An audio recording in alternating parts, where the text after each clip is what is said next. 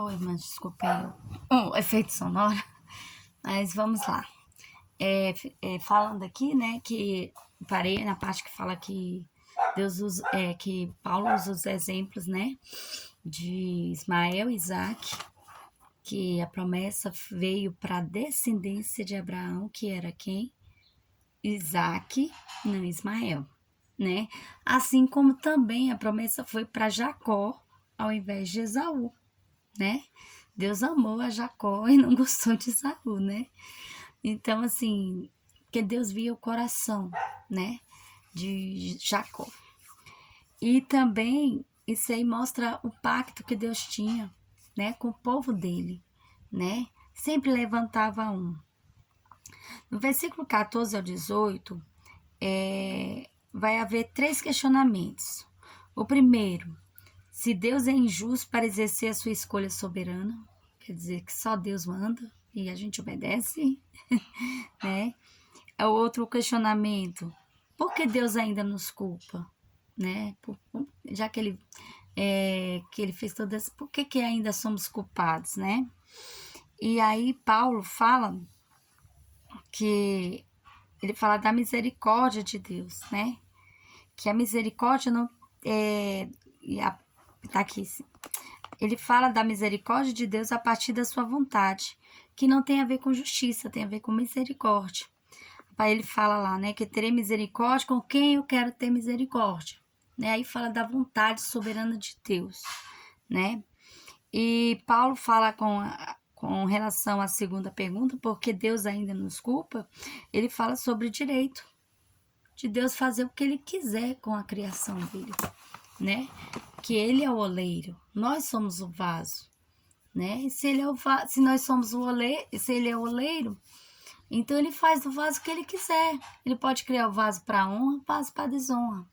O vaso para honra, podemos citar o exemplo de um vaso, né, de flores, um vaso de alimento, né, onde eles faziam aquelas panelas com vaso de barro, né, fazia, colocava o alimento, o azeite, e também vaso de desonra, que é a própria privada, né, que era feita também no oleiro fazia. Então, o Senhor faz como Ele quer, né? E aí, Paulo vem com 3 argumentações. Volta 3 perguntas para eles. Quem é você, ó homem, para questionar a vontade de Deus, né? Se o Senhor sabe todas as coisas, por que nós estamos questionando a Ele?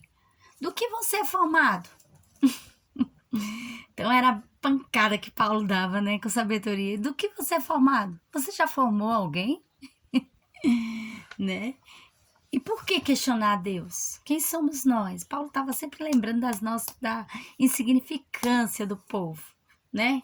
Quem era aquele povo para estar questionando Deus? Né? E Paulo estava tocando na ferida, irmãos. Paulo estava falando mesmo com ousadia, com intrepidez, com inspiração do Senhor. E para finalizar aqui, vamos falar aqui em capítulo 10. Mas antes disso também, essa questão da vontade soberana de Deus, a gente tem que também saber aceitar a vontade do Senhor. Assim como os judeus que não aceitavam, que achavam que a vontade deles tinha que prevalecer, porque eles eram o povo da promessa, eles queriam até mesmo mandar em Deus, se deixasse. Então, eles se sentiam deuses, né? Se sentiam por cima. Então, nós temos que lembrar que somos vasos de barro na mão do oleiro e ele faz conosco o que ele quiser. Se a vontade dele for sim, amém. Se a vontade dele for não, ainda que doa, amém também. Temos que nos posicionar nas condições de filho. Filho obedece à voz do pai, né? Então, fica assim, capítulo 10, aqui fala, os judeus rejeitam a justiça de Deus. Nesse capítulo, mostra o embate dos judeus contra os gentios, aquela questão, né, que os judeus se sentiam acima de todos e que eles tinham aquela acepção com os gentios, né? Mas do 2 ao 4, os judeus tentavam se salvar com a sua própria justiça. Eles achavam que a própria justiça deles iriam trazer a salvação para eles, né? Não a de Deus. E rejeitavam a justiça de Deus. Por eles acharem que eles eram melhores do que todos, eles rejeitavam. Quando Jesus veio, ele foi rejeitado, né? Porque eles achavam que a justiça deles, aquela justiça, a lei de Moisés, a lei que eles criaram era mais importante do que ouvir até o próprio Filho de Deus. E eles rejeitaram.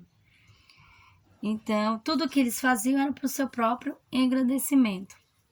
Do 5 ao 7, eles citam Moisés, né? Paulo cita Moisés falando do sacrifício que Jesus fez, né? Que foi da promessa que ele fez e que Jesus tinha feito um grande sacrifício, né? Moisés, ele fala que viria o Filho de Deus, né? Toda aquela promessa de Deus, né? E do 9 ao 13, ele fala que Jesus não faz acepção de ninguém, né? Então, que nós possamos também seguir o exemplo de Jesus, não fazer acepção de ninguém.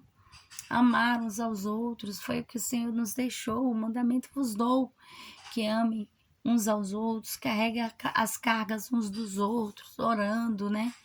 Eu creio que é orando, né? Você pegando o problema do outro para si, mas é você orando, você intercedendo, se dando uma palavra amiga, né?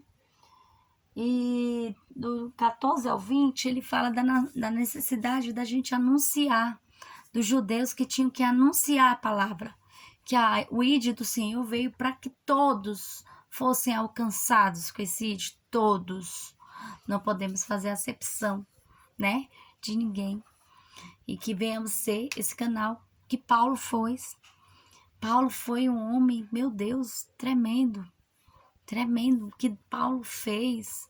Deus chamou ele e usou dele assim. Ele foi realmente um vaso na mão do oleiro. Ele deixou ser guiado por Deus. As palavras que ele falava não eram palavras deles, eram palavras inspiradas por Deus. Que venhamos tomar isso como exemplo para as nossas vidas e também deixarmos ser guiados por Jesus. Amém? Um grande abraço a todos. Irmã Tassiane, missão dada, missão cumprida. Fiquem na paz, irmãs. Um beijo.